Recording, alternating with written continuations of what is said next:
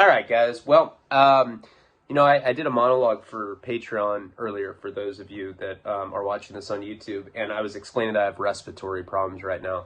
It's been really hard for me to do videos. I don't know what's going on with me. Swollen throat, shortness of breath. I get winded really easily, especially if I do Southsider impersonations. Hey, shut up, queer.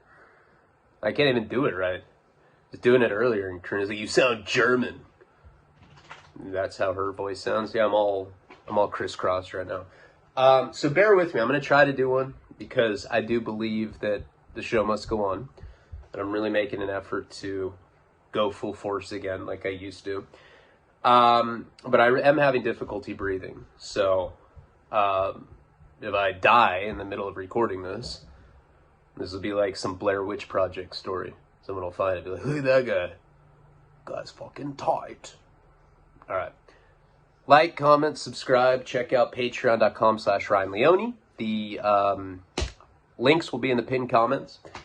And let's get right into the story. So this is Boston 18, I believe. So last time, we had talked about me being on acid with Kate. Hey, daddy. That person. And she had told me that she'd been molested by her dad. In a completely irrational and compulsive move, I flew out to Massachusetts with nothing but a skateboard and I tried to kill him.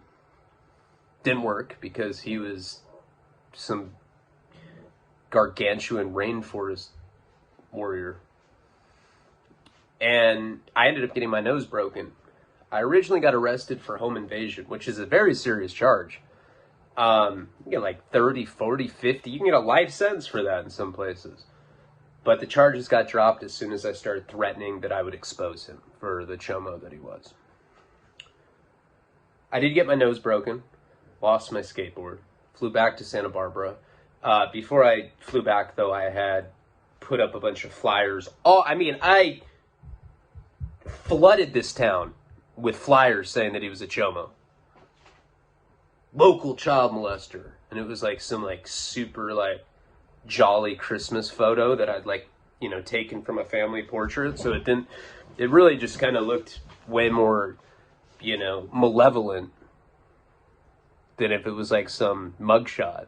Because this is a happy chomo. So he hasn't even been caught. I don't know. It's a terrifying flyer. So I ended up getting back in Santa Barbara. Now you got to remember, at this time, I'm on... Had I gotten it dropped? I don't know. I was going back and forth from court. Eventually, I pled no contest to domestic battery. Actually, it wasn't even that. I don't know what the charge was. Something where it wasn't me hitting her or whatever. Because I didn't hit her. I forget what the exact name of the charge was. But I got a year of probation. So I got a year of probation also for the defrauding the innkeeper. And I had a year suspended sentence over my head, meaning that they could give me a year in jail if I messed up my probation and didn't finish it to their satisfaction. Also, they put me in what's called Prop 36, which was drug diversion. So remember, I got caught with cocaine and I got caught with a crack pipe. And they told me that if I completed drug court, that they'd take it off my record. So I was like, oh, yeah, all right. But if I didn't, then I'd have to do a year in jail. So the difference between a misdemeanor and a felony, I don't know if I've ever explained this, but a misdemeanor means that it's punishable by under a year in jail or prison. Or jail, right? Anything over a year is technically state prison. A felony means it's punishable by a year and a day. So I ended up getting a misdemeanor, but they gave me 12 months. So it's under a year and a day. It was 12 months suspended sentence if I messed up. So I went to my first probation, meeting right when I got... So when I got back to Santa Barbara, before that, back up a second.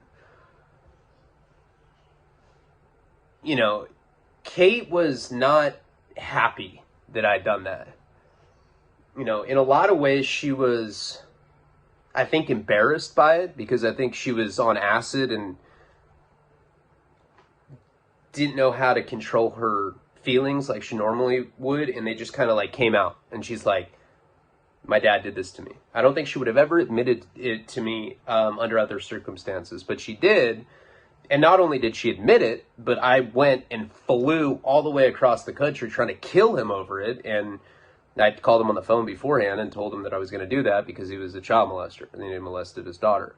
So I think she was really embarrassed that the whole thing had happened.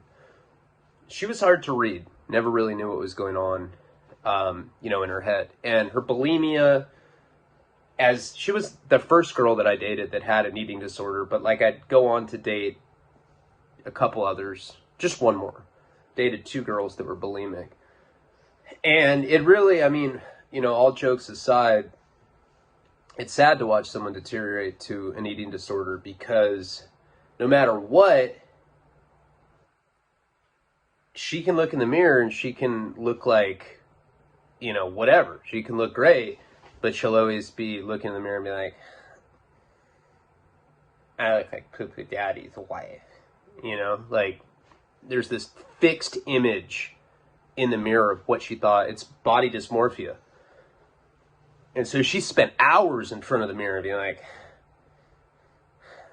do I look fat? Poo Poo Daddy. I know, baby, you look amazing. But then when we'd fight, I was such a scumbag back then. I was an insecure, emotionally abusive asshole.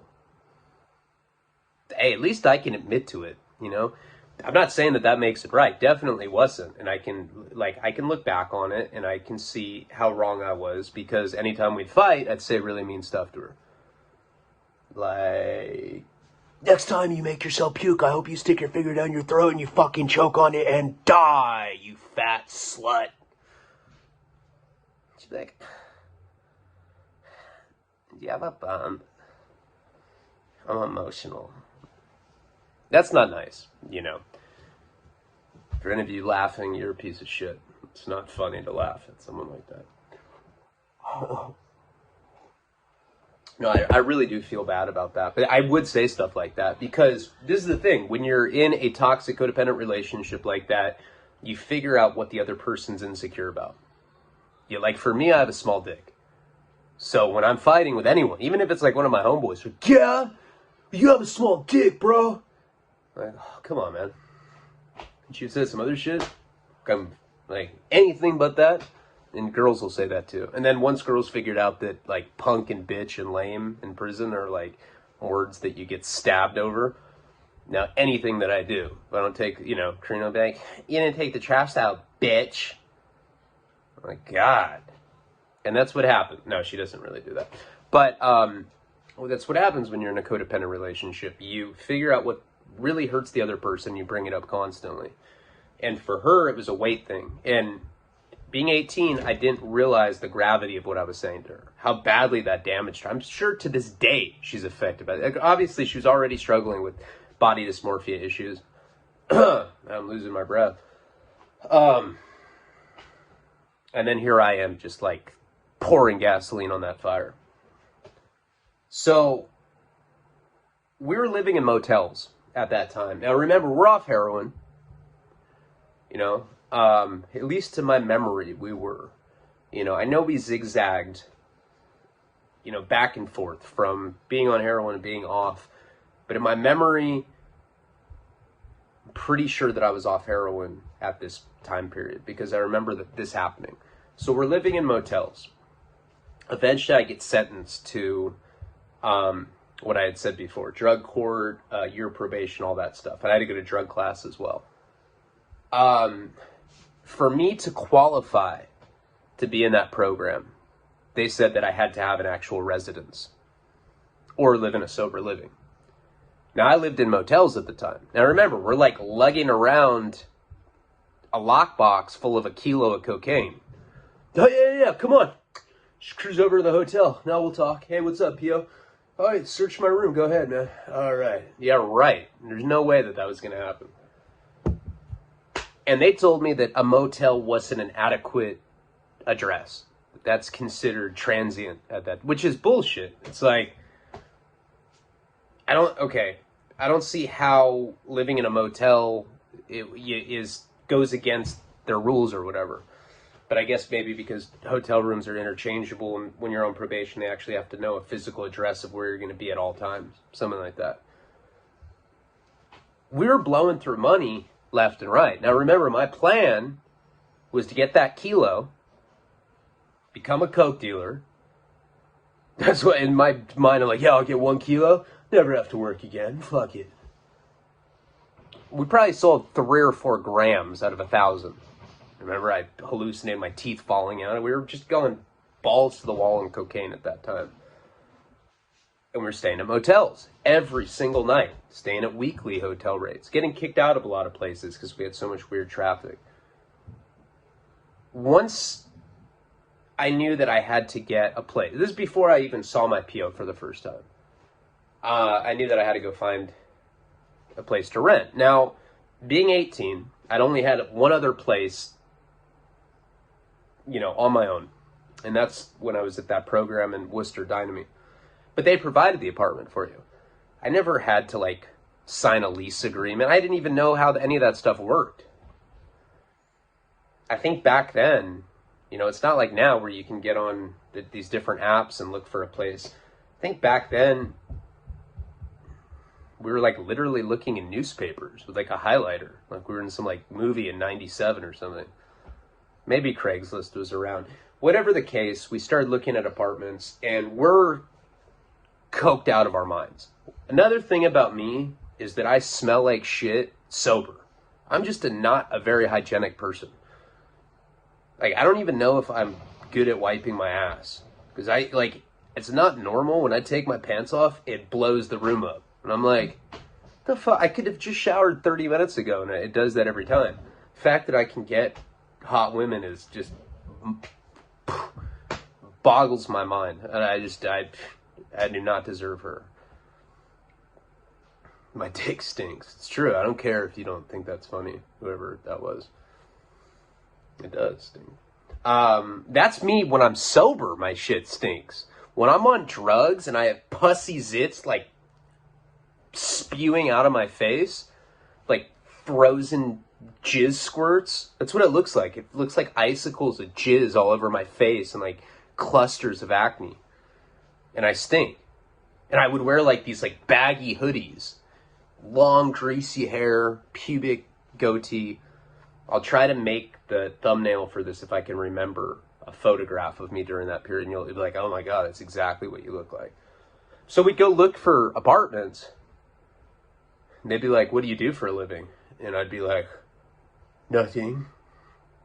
Trying to act normal, but my idea of trying to act normal made me look so much more obviously inebriated on something. Nothing. I just chill, and say stupid shit like that. Be trying to dap the real, oh, what up? I'm Ryan. From Santa Barbara. How you doing? I had no idea. I had no social fucking skill. I didn't realize that I had to put on a show to be able to get an apartment. I had no credit either. I was 18, no credit, but I had a bunch of money in the bank account. And I figured that it'll be easy to get a place. It's not.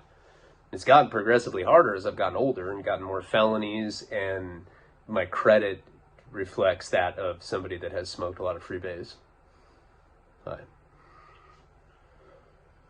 So we're getting to not bam, bam, bam. And there's urgency with the whole thing because I have to have an address to be able to get on this drug diversion program. And if I don't get in the drug diversion program and I get the felony for the possession of the cocaine, it's back then, a simple possession was a felony. Now in California, possession's a misdemeanor.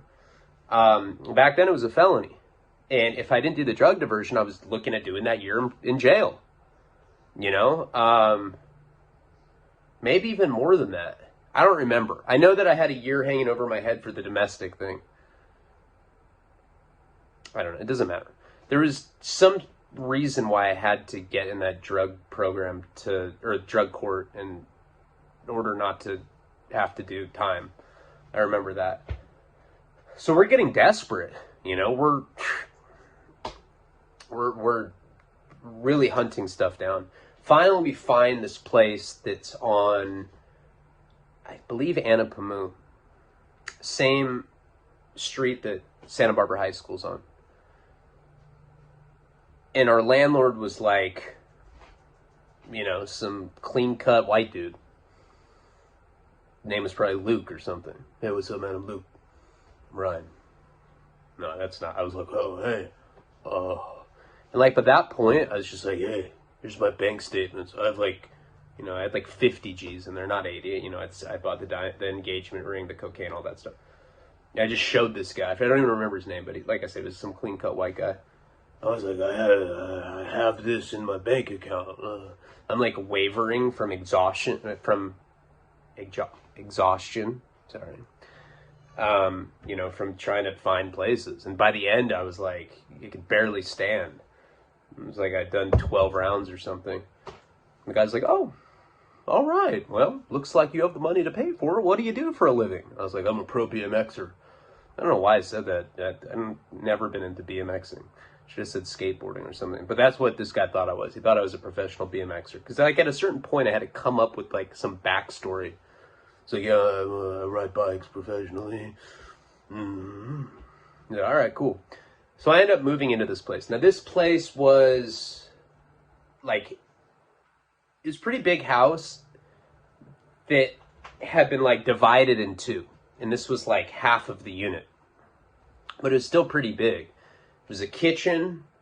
It's like a big studio apartment. And it was probably like $2,300 a month. It's expensive in Santa Barbara. Probably like $2,300, $2,500, whatever the case.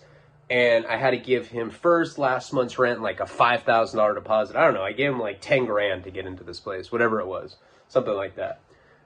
And what we didn't realize was that the walls were just paper thin. And her and I fought all the time. And we had like straight up rodeo sex. We'd be like, ah! Like shit, you know, making these like crazy, like lasso moaning sounds. But once we got the place, now I could go to probation, check in with the guy, and get on this drug diversion court. We didn't have any furniture, and I'm trying to think of, you know what? I have a photograph of me during this time. My hair is like super long. I'm gonna make that the thumbnail, even for Patreon. I'm gonna write this shit down. Hold on. Thumbnail of Scumbag 03. All right. So anyway, and you guys can see what the inside of this place looked like. We got a mattress. I remember going down to like a head shop and buying a hookah. That was like the big thing that we had there. Everybody would come over there and smoke weed. We always had a bunch of people over there, and it kind of turned into a crack house. I mean, really. I mean, yeah, we were just smoking out of a hookah. No, we were smoking crack out of like straight shooters. And very soon after that, we started shooting up again. But this is what happened. So I end up going to meet my PO. Now, this guy's name was Ray. His name was Ray. The guy was a fucking asshole. He was the most whitewashed Mexican dude I've ever met. And he was mean. He'd be like, hey, come on in. He was always barking at me like that. And I'd bring Kate with me because I was insecure. I was so insecure back then that I thought that if I wasn't around her, that she was going to get fucked by someone. Even if she didn't know the person. Like if she was out of my sight for like 20 minutes, a dick was going to be inside of her somewhere. And then she would hide it. I'd be like, was there a dick inside of you? No, poopy gaddy. I'm bored. Let's do coke. You know? Babe. What? I didn't do nothing. You know, and this was like the weird delusions that were definitely amplified by the cocaine addiction. So I'd bring her along with me. And this guy was like really creepy. You know, I'd like try to bring her in the office with me, be like, hey, no, man. No way, man. No way. Waiting room for the girl. And then I would get really, like, I couldn't even think because there's all these, like, dirtbag, like, dudes with like peckerwood tattoos on their eyeballs and shit. They're all hitting on her. She's like, "Are you guys white supremacists?" Me too. You know. She wasn't a white supremacist. Anyway. So when I'd be in his office, he'd say this super inappropriate stuff. He'd be like, "So, I see you've got yourself there a little side project, huh?" Huh? What does that mean? What I wouldn't give to be young, a fucking young teenage pussy. I'd give anything. Do you know what I do now? Do you know what I do? I do nothing. I swear to God he'd say stuff. I'm like, who says stuff like that? This girl's 18. He's talking about teenage, but it's weird. And he'd be barking like that all the time. He's Mexican, but he talk white. "You're an imbecile, aren't you?" "No." "Yeah, say you're an imbecile. Say you're an imbecile. I have the power to put you back in prison right now. Or jail." But I'm not going to say that. All right, I'm going to violate you then. That's exactly what I'm going to do. So I'd have to like sit there and like and like I'd be like, "Okay, I'm an imbecile." He said, "See that? That is, you're conforming now. That is how we heal. Thank you. Say what's up to your teenage pussy bride." One of the weirdest POs I've ever had. He always said inappropriate stuff like that. I'm trying to think more specifically of what he said, but it was like, he talked like that, like this weird bark. Like, I don't know. He didn't sound white. I don't know what he just was a weird guy. This guy, his name was Ray. And he was very strict with me.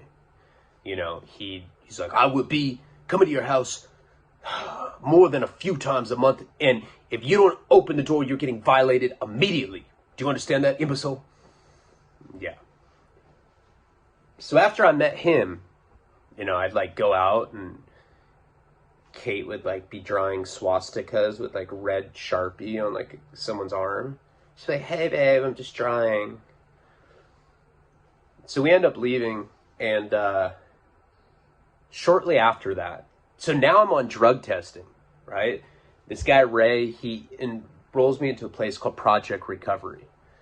And you have to go to group 3 times a week. And you have to go do acupuncture, and you have to go get drug tested. Well, this is the problem. I'm not giving up drugs. It's not even something I'm considering at that point in my life. Like, the idea is science fiction to me. You know, I'd be like, "Hey guys, I'm on probation now. I guess I got to do less drugs." But like, it was never, I got to stop doing them. I was like, well, just do it a little less.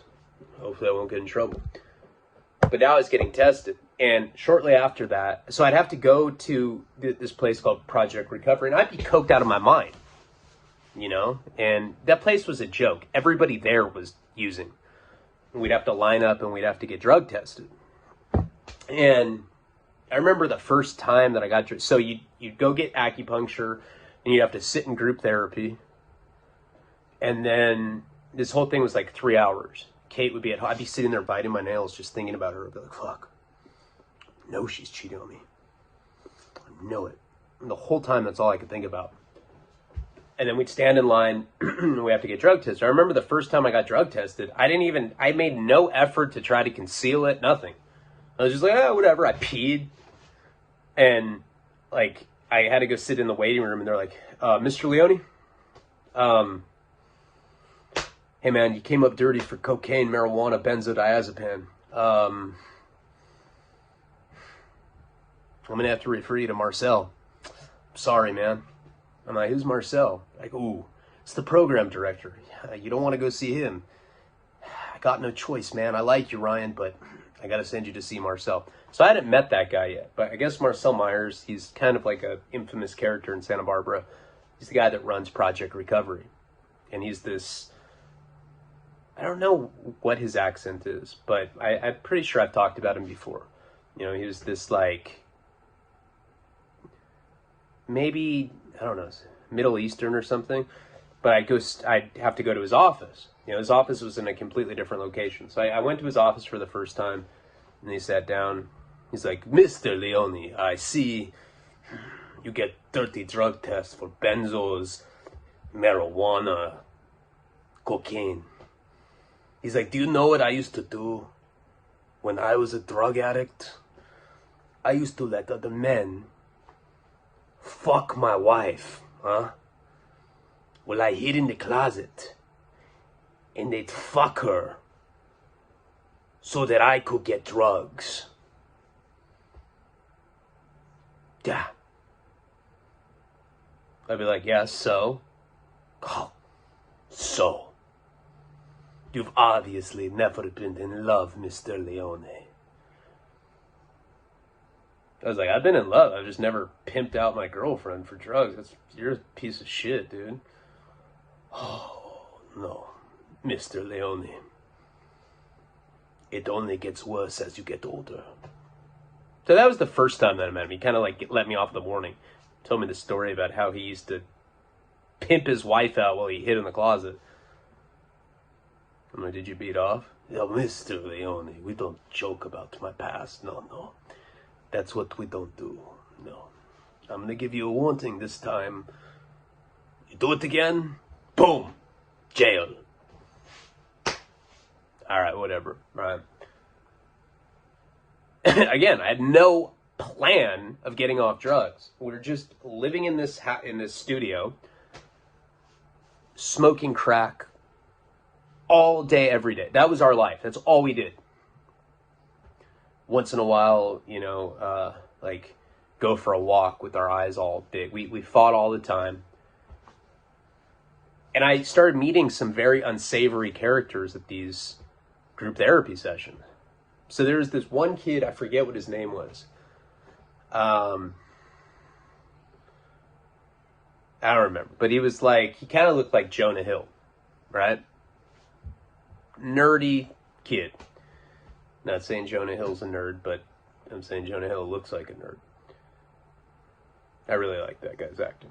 If you're watching, Jonah, I love you.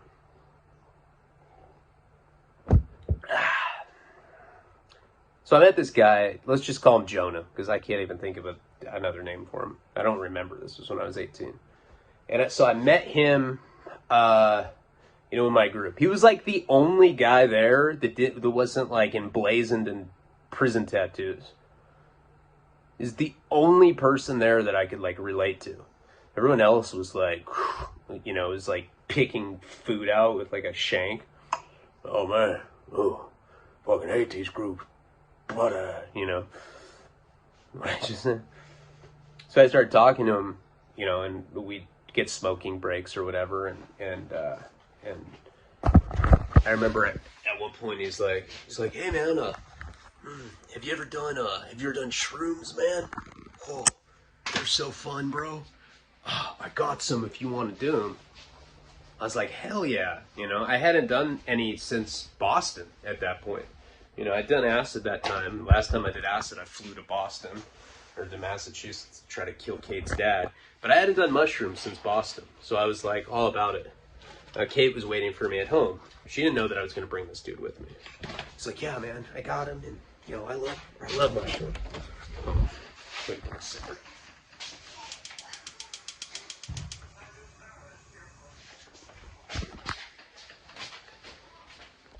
I'm down to like a half a pack a day. I'm pretty proud of that. That's probably why I have my respiratory problems, but I am in the process of quitting. All right, so I end up bringing this kid back to our apartment or our studio at this house. And when we were walking there, this guy's like wearing like camouflage cargo pants. It's like, dude, here. Let's eat the mushrooms before we get to your place, man. Then we don't have to share any with your girl. I was like, I love the way you think, man. All right, so we start eating them, and we get back to our place. Now, Kate, I can't remember why, but she was mad at me for something. She's like, I can't believe you bring drug addicts back from Grove. It's not cool, Poopagatti. I'm like, babe, he's got mushrooms. She's like, what are you, 17? I'm like, so you don't want any? She's like, no, poopy daddy, no. I was like, all right, whatever. So we're just like chilling at our place. This is the first time he'd ever been there. We're waiting for the mushrooms to get, and I swear this is not made up, this is not exaggerated. I don't remember exactly when they kicked in, but I remember this guy started talking super black. You know, he's like, whoa, you know, that here, every time we snort Adderall, you know, we get cooler than a cucumber, fucking on the down low, and fucking every broad inside. Like, what the fuck? Like, this, he started, it was like giving a black sermon. It was the weirdest shit ever. And I start tripping, right? So now I'm on mushrooms as well. And remember I told you that time that, I don't think I ever went into this story, but when I was in Boston, or when I was in Worcester going to that program, Kate and I had gone to a keg party. They were trying to charge $5 to get in, and, or to get a cup. They'd let us in without a keg cup. At that point in my life, I'd never been to a party that charged you at the door like that. And so we ended up, we're like, all right, well, we'll just go in and not drink. And we went in there, and we ended up finding like a big pan that said magic brownies don't eat. I thought they were weed brownies. We stole them, put them in a trash bag. And I don't know, at some point after that, weeks, maybe a month after that, I ended up finding them in her closet. I thought they were weed brownies, and like me and my buddy were like trying to have a weed brownie eating contest, and I ended up eating way too many of these things to come to find out that they were mushroom brownies. And what had happened at that point is mushrooms didn't really work for me for a long time. It's like I burned out I'm not really sure the science behind mushrooms, but they just didn't work. Like, there's times in my life after that had happened that I don't think I've done that story in its like totality. I saved that for the psychedelic series on Patreon. But I've eaten like 1/4 ounces of mushrooms before, where my friends around me are having like rebirthing experiences. They're like, dude, I'm coming out of the womb, bro. Whoa, you know, and I'm like, damn, I don't feel anything. This sucks, you know? That particular time with this guy, Jonah, made up name, I kind of felt it, but not like, I was tripping, but like, I don't know, you know, maybe if I ate a really strong edible of weed or something. But what I do remember is that out of nowhere, like, we're just sitting around on the couch, smoking, probably crack, but I don't know, probably also smoking weed out of the hookah. We did do that too. It wasn't just crack. I remember out of nowhere, he just started being like, yeah, well, every time these dumb bitches get around me, they just want them money. And Kate's like, why is he talking like that, poo-poo daddy? It's really weird. And this guy just starts getting like completely like incomprehensible. He's just nonsensical, saying completely random shit. Every time I be on a ship, it be made out of fucking wood.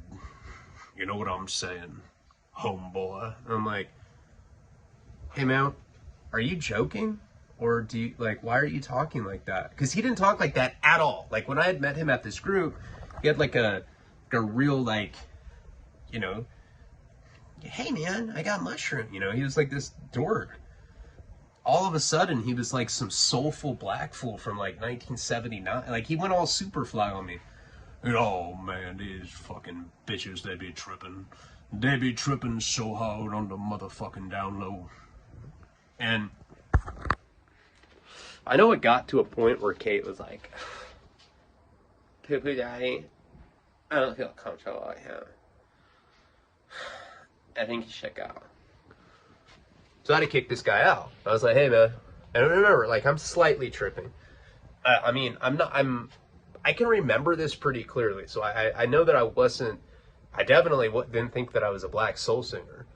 And I wasn't having a rebirthing experience. I think that I was probably just kind of, you know, weirded out. Probably a little bit more than normal if something like that had happened.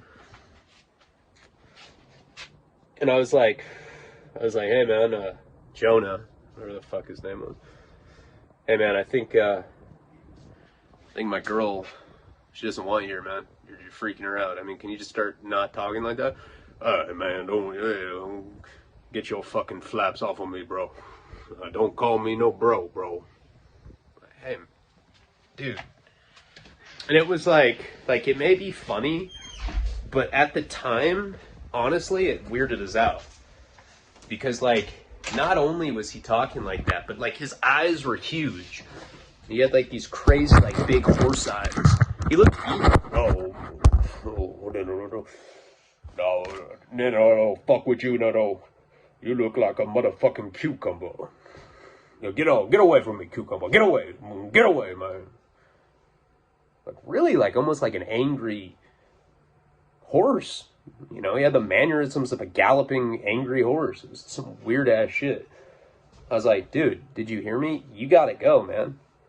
You're freaking my chick out. Whoa, get your fucking hands off of me, brother. And he just started, like, getting like, the longer that he was sitting in our living room, the weirder he got. And eventually, he's like, well, then call my brother then. And he, like, saw, like, some pen on our coffee table. We had a coffee table where the hookah was. And he, like, got the pen and wrote a phone number really big. He's like, his name is fucking CJ. And, like, now he's, like, mumbling into himself, saying, like, all this weird-ass stuff. I will fucking kill anybody that's not black. So I called the number, naturally. And I'm kind of tripping as well. It's just not working for me the way that mushrooms are supposed to. I wasn't having, like, a full-blown trip or anything. Acid still worked for me fine, but for some reason mushrooms just kind of stopped working at that point. So I called this number, and I was like, hey, some guy picked up. I was like, hey, yeah, this is, my name is Ryan, and I'm with your friend or brother, boyfriend. He's, quit it with that shit, boy. And I was like, God, man. And he's like, is he talking black? I was like, yeah. Does he do this a lot? He's like, did he say that his cousin was black? I was like, no. He's like, yeah, man. Does this shit all the time. Like, that's my little brother. Like, where are you? I'll come get him. Apparently, this was some shit that always happened. So, this guy kind of gets stuck. You know, like, and he's like, not really like, you can't really understand what he's saying anymore. You know, it's just really weird. And I've seen mushrooms affect, I mean, not like that, not where people get some weird, like, identity disorder or whatever, but I'd seen people get, like, you know, stuck. Obviously, when you're on psychedelics, you can get stuck. This guy got stuck, just, you know. Eventually, his brother shows up. Now, his brother's name was CJ. Tatted up. Looked like a Peckerwood. He had, like, slick back hair. And he's like, come on, man. Let's go. He's, like, standing in you know, in our living room. And his little brother wouldn't go. He's just, like, has his hands, you know, like, he has his head in his hands like this, and he's like, no. Every time I take fucking Adderall, man, I'm fucking mad. So CJ's like, man, you know what? Like, he gets like this. I don't know. The only thing I can really, I can't force him to get out, because this kid was pretty overweight. You know, it would be, like, hard to forcibly get him to leave. I certainly couldn't do it. I was, like, 127, 28 pounds, whatever I was at the time. I was very skinny, emaciated from the cocaine addiction. And so his older brother just, like, ends up hanging out at our place. Now, right away, he's hitting on Kate. You know, I didn't like that about him. And he was, like, older, and I remember, like, I was kind of on mushrooms or whatever. I was like, God, this guy's tattoos are super intimidating. It was, like, super shitty, like, you know, like, Asian dragons spitting out flames, but it was, like, really low quality. It looks all, like, pixelated and, like, smeared in green. You could tell that he got it in, like, prison, like, 10 years before or something. He was probably, I don't know, 28, 29, something like that. You know, I was 18 at the time. And his little brother just like pretty much ends up just sitting like this for, I don't know, a good hour. And we're just kind of like talking to this guy. We started smoking rock. And he's like, hey, you guys care if I do a shot? And both of our eyes lit up.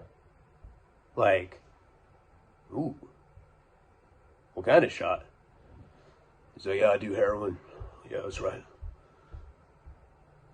Now, remember, ever since we've been in Boston, we couldn't get heroin. We didn't know where to get it. Coincidentally, meeting this guy's little brother at this group therapy drug court place that I had to go to, him taking mushrooms on the way to my house, having some weird identity crisis, thinking that he's some, black jazz club regular or whatever from like the mid to late 70s, led this like Peckerwood dude into our house that had heroin.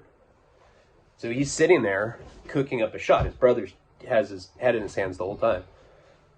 And it's black tar, right? This is what I used to smoke in high school, but I never shot that. I only shot China White at this point. And so we're kind of like, we'd been smoking crack, and like I said, I'm like a little bit on mushrooms. We're both just kind of like salivating, looking at this guy shoot up. I'm like, hey man, can I get a shot? He's like, I got Hep C. I was like, so do I. He's like, oh, of course. The old, if you don't got Hep C, you're a cop. That thing. Street credit. So he ends up giving me a rinse. And he ends up giving Kate a rinse as well. So, and we're all using the same needle. And I remember as soon as that plunger went down, I by this point I can shoot up myself. As soon as I put it, as soon as I did a shot, I was catapulted right back into that junkie, where that's, that was just a completely like domineering presence. Heroin. It's like as soon as it entered my blood again, and that's why I think that I hadn't been on it up until this point. I just know that once this guy came around, we started doing it quite a bit. Eventually his little brother, so we're just like sitting on the couch. Now remember, we've been doing coke and shit too. And eventually his little brother kind of like starts being a little more normal. He's like, hey, I'm sorry. I don't know. I was tripping out. CJ's like, you're such an embarrassment, bro. Fuck. And this is like the 7th time this month I've had to come pick you up because you think you're somebody you're not. So they leave, and CJ ends up giving us his phone number. Now this starts a horrible, vicious heroin run for me. So we end up getting strung out right away, right? This guy's coming over all the time, hooking us up with grams. We're getting grams of black tar for $60. We have a lot of money at the time. Now, my relationship with my parents is super strained because I had stolen the savings bonds, and we're kind of just doing our own thing in this house, doing drugs. I'm having to go to group therapy. I'm having to get drug tested. I start getting dirty drug tests. Now I'm getting dirty drug tests for benzos, weed, opiates, cocaine. And they keep sending me back to Marcel Myers. Oh, Mr. Leone. Oh. Mm-hmm. I guess you want to, pimp your wife out? Is that it? You want to be real drug addict? Like me, it's fucking unacceptable. You go to jail. I put you, boom, jail again. Boom. You go. You go to jail for the weekend. So this started this whole horrible cycle of me having to go do weekends in the Santa Barbara County Jail. It was, the first couple were horrible. So what would happen is I get a dirty drug test at the group because I'm smoking crack and shooting heroin all week. I'm shooting speedballs, all of that. This guy CJ is like coming over and just hooking us up all the time. And I'd have to go to county jail. I'd have to go check in, turn myself in on Friday morning. They'd let me out on Monday. So I go Friday morning, to stay Friday night, Saturday night, Sunday night. I'd get out Monday morning. Now in the beginning, I wasn't hip to it. So I'd just be like, okay, I'm going to jail. And I wouldn't bring any heroin up my ass. I'd go there and just be kicking the whole time, you know? And of course, you know, you got the guys in jail that'll be like, hey, dog, you Malias right now, fool? Hey, get this fool a Hershey's Kiss. Here, dog. That'll make you feel better, fool. It's got dopamine in it. And you're just like, you're just dying. So the first couple times that I had to go to the weekends, I just kicked cold turkey, you know? And then I'd get out on Monday completely dope sick. I'd always take the bus back to my place, and Kate would be there. She'd probably get boned by CJ, you know, while I was in jail. Who knows? Because she'd always like have makeup on when I saw her, and she's like, "Hey, poo-poo daddy, I missed you. I was so dope sick when you were gone." But she'd have like dope for me. She'd like, I didn't know how to do it, so let's do it now. So like I was very, of course, I don't know if she cheated on me or not, probably. But of course, in my mind, that's what I thought. Eventually, I started getting hip to the skit, you know. I would just keep using, go see Marcel, boom, back in jail. You must enjoy this lifestyle, Mr. Leone. Whoa. And so I started bringing heroin up my ass, you know, in a balloon. And, you know, that's a trend that would continue throughout most of my life.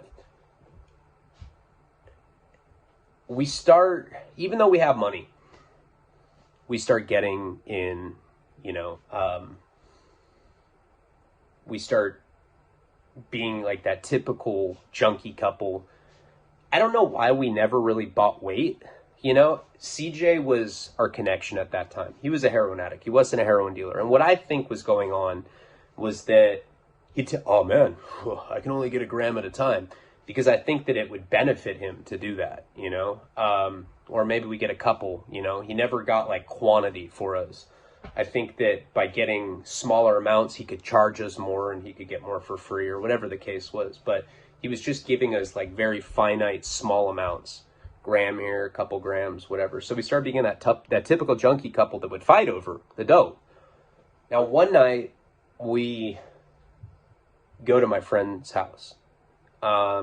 This is one of my friends from high school. He's like 18 at the time.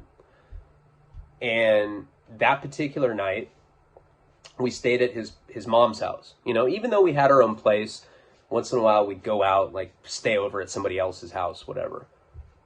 That night, my friend, his name's Preston, he had sex for the first time with a girl. And like he had some girl over there, this girl Kelly, and we were like in his room because his mom lived there. It's a pretty nice big house, and him and this other girl Kelly like went out and went into another room and had sex. And he like came and he's like, "Hey bro, I got laid for the first time." I was like, "Oh dude, cool." You know, I'm all loaded, and they end up sleeping in another room. You know, he had sex with this girl for the first time. I think this was like a 3 or 4 bedroom house. Anyway, they go sleep in another room and they give Kate and I our own room. We didn't have a car back then. You know, that's another thing. Like when we go hang out at people's houses, one of the reasons that we slept over, because we didn't have a car. So we happened to be staying at this guy's house. It's Preston, this girl Kelly, me and Kate. Me and Kate were in our own room. They were in another room. We get down to the last shot, or like you know, the last remnants of the sack of heroin. Now, Preston and Kelly, they're not doing heroin. Kate and I are. And that particular night, Kate's like, "All right, poo-poo daddy, we only have a little bit left. Let's save it for the morning. I love you, poo-poo daddy." Wrinkle her nose up. I was like, "All right, cool." You know, because that's what you have to do. You have to ration for the morning, or else you wake up in the morning, you don't have anything, and then you're dope sick. Every junkie couple has dealt with this, you know, and I've always been a pig. I can never wait, you know. It doesn't matter if I'm super high. I'm like, well, I could be higher. And then I wake up in the morning in just a cold panic. I'm like, oh, I'm so sick I could suck a dick. And everyone's like, dude, you have like 40 grand in the bank. What are you talking about? Oh, yeah, gross. It's fucking disgusting. So after Preston lost his virginity, he gave me a couple of Xanax bars. Now, back then, I didn't know much about Xanax. You know, I'd taken it maybe like a couple times. I had no idea, though, that... Or maybe I did, but, like, I don't think I was as aware that if I took a couple Xanax like that without any tolerance, that I would completely black out and do stupid shit. Every time that I do Xanax, like most people, I completely black out. I have to, like, search my clothing for clues. I'm like, beach sand?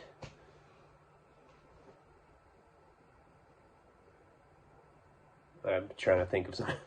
A seashell? I don't know. That was some random thing to say. But I'd black out and I wouldn't remember what happened the night before. So he gives me a couple Xanax. He's like, I lost my virginity. He's all stoked. He's like skipping and shit in the air. I take the Xanax and I pass out. No recollection of what happened.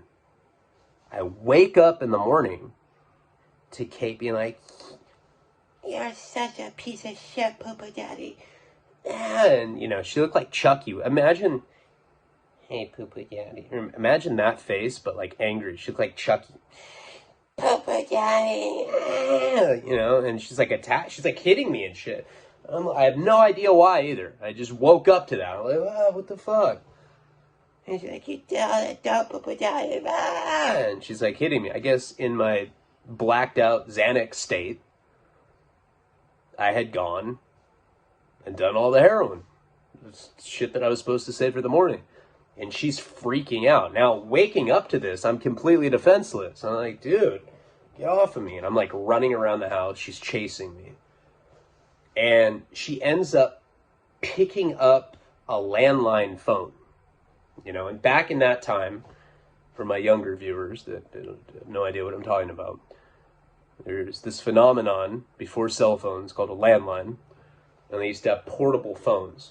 Like, you know, it's like, they're like that big. And like put them on a console. And they were heavy. Like they were big. They were like a fucking brick. And she's chasing me around the house with this phone. Trying to hit me in the face with it. And she ends up hitting me right here. Now, remember, I had gotten my nose broken, I don't know, 3-4 weeks before this. She hits me right in the nose with this phone, and I'm like, ah! I start screaming like a woman, you know, like this, like, super effeminate shriek, ah!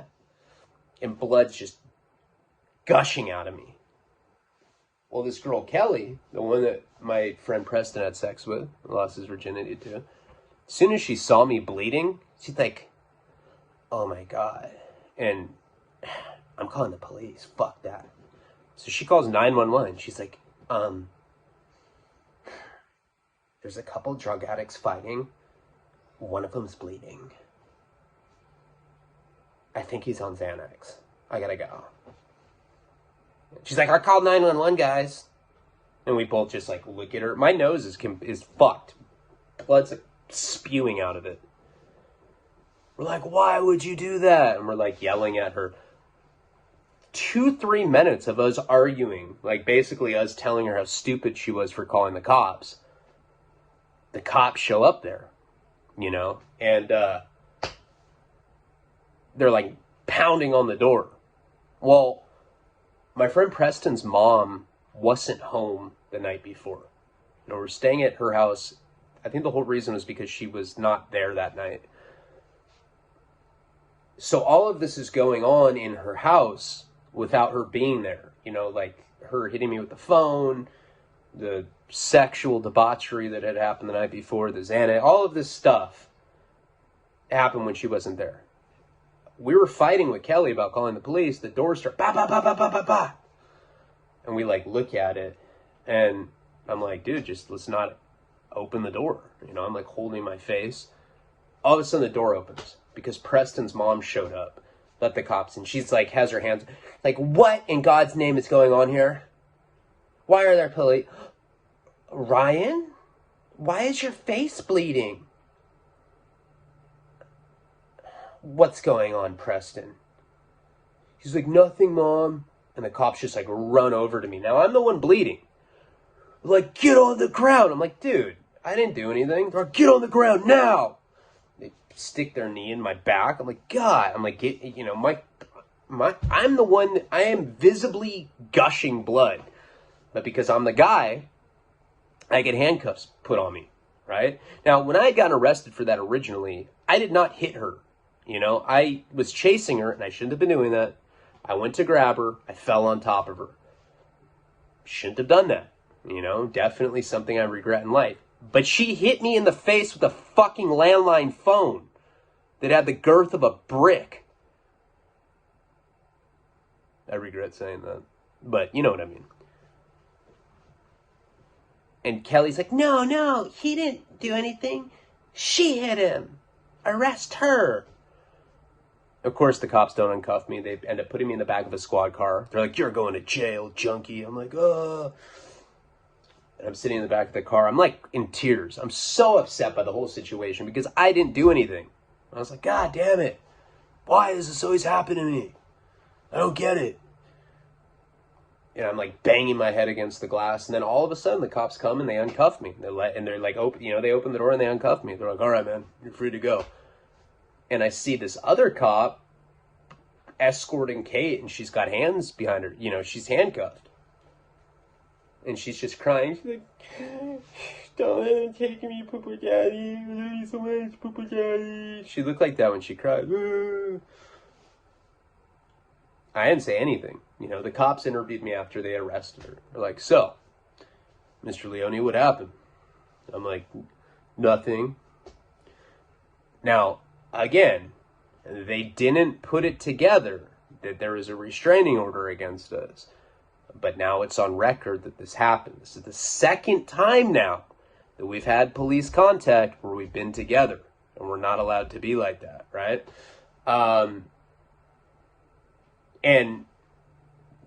Okay, so anyway. Or no, maybe... I'm confused. Maybe that had been lifted, actually. Yeah, I think actually the restraining order had been lifted because now that I'm thinking about it, I used to bring her to my PO's place. And if we had a restraining order, I wouldn't have been able to do that. I think what happened is when you get arrested, they put one on you automatically. And then you can go to court and get that taken. I don't think that was part of my... I think after I got sentenced, after I got put on... Yeah, that's right. Once I was on probation, we weren't allowed to be together. We were allowed to be together, but before I had been sentenced, there's that restraining order put on. I don't know. This is when I was 18. But that's not even really the point. Point is she ended up getting arrested for domestic violence. Felony for breaking my nose. Cops don't offer me any medical assistance. And they had interviewed me and asked me what happened. And, of course I was like, I fell in the shower. Fucking sucked. Fucking hate the showers here. Take me away. And they're like, are you sure, sir? Are you sure she didn't hit you? But I knew better at that point because the same thing had happened when I had gotten arrested. She was like mad at me and she's like, Poopa Daddy hits me all the time. And, so I had learned my lesson from that. So she ends up going to jail. I remember I was really upset with this girl, Kelly. And, Preston ended up taking me back to my place. I remember going back to my house without her was just so surreal, and now it was a completely opposite situation where she had been arrested. That's right. That's exactly what happened. So I had gotten arrested that first time. Restraining order got put on me. When I got sentenced, the restraining order got taken off. Now she gets arrested. Now a restraining order goes. She had a restraining order where she couldn't talk to me now. It was on the other side. That's what happened. So I'm back at my house now. I'm completely by myself. And, I'm frantically calling bail bondsmen trying to get her out of there. I believe that when she got arrested, it was on a Saturday. So the reason... Because typically when you get arrested like that, if you don't have a warrant, as soon as you go to court the next day, they let you go. but I'm almost positive this was on a Friday, and this is only applicable if it's on a weekday. Whatever the reason, I remember that I had to bail her out, and I'm like calling and like trying to get like the best bail bond. I don't even remember what the amount was, but you know, I had it in the bank account at the time. So I remember like, you know, in California, there's no set, like people say that you have to pay 10%, but you can negotiate that. And I think CJ was the one that was telling me about that I could get it for less than whatever they wanted. I think I had to pay like, I think they wanted like $2,500 or something. You know, I think it was 30,000 was the bail, and I think that there was a bail bondsman that was willing to do it for 2,500. So finally, after calling around, I find a bail bondsman that's willing to extend the bond for me. He's like, yeah, I'll do it. I was like, all right, cool. And he's like, so I'm going to go to the jail and I'm going to take out a deposit. And then after she goes and signs the paperwork, then we're going to bill you. So I gave him my debit card and all that. And I'm kind of just waiting at my house by myself, waiting for her to come back and get, you know, because this bail bondsman's going to have her sign the paper and then she'll be out a few hours after that. I end up getting a phone call from the bail bondsman, and he's like, hey man, I went to the jail, tried to get her out. They released her. I was like, what do you mean? Yeah, man, she wasn't there. She's gone. I'm like, did she get bail? And he's like, no. She was just released. I was like, huh? This is within like, I don't know, 4 or 5 hours after she got arrested, and he's telling me that she already got released. Now, it's not a cite and release kind of thing. You can't do that when there's a domestic violence because there's a restraining order involved. So I'm tripping out on it. You know, of course, like I'm all cracked out in my place thinking about what that could mean. But she was released. And we'll find out what happened in the next installment of the Boston series. My breathing was better. I was able to do this without incident. Appreciate you guys. Please like, comment, subscribe. Check out patreon.com/Ryan Leone. There's a picture at Poo Gaddy on there. And also her Chomo dad. Palabra.